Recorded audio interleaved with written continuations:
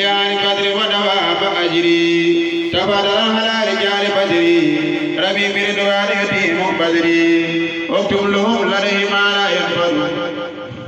كما بهم سقط من يصل للمصطفى اكتب صلاة وسلام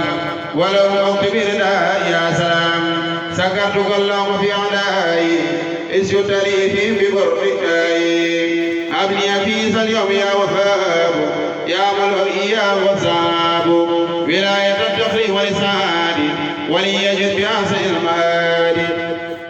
ربي يجل لي بخلق العادة في وطني والكس والسعادة عنك رديت ربي في لسانين يا من رأيتني أسر الكونين نجيتني من أسى سبتني وإن جملة الورى حسبتني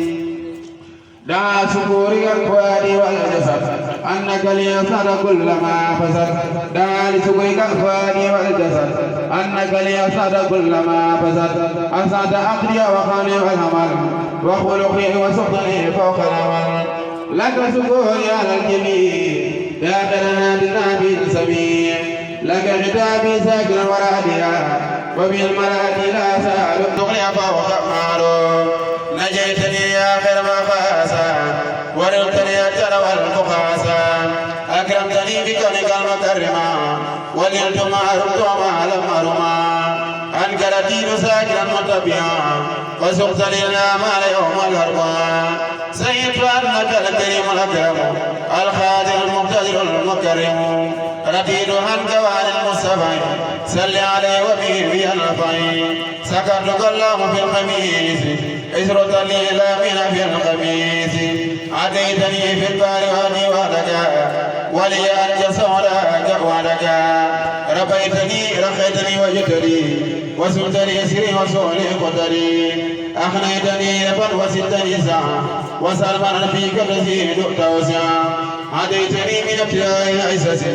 قال خلال سابعا مأسيسس يذكر كل الذي جمع كلك في سي ويوم الجمعة كتبت ساكنا النسارى واتقي تفسير الأمسارى تسيم سي الجلال والإكرام على الذي قيمته مرامي أحمد من الختم المخدم وصر من التابي مني الختم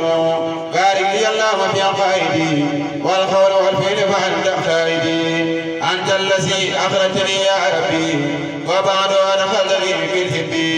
لك خروجي ودخولي يا أجل ولوصية حبيبك الخليل لك خطابي يا أكرم يا بر يا رحيم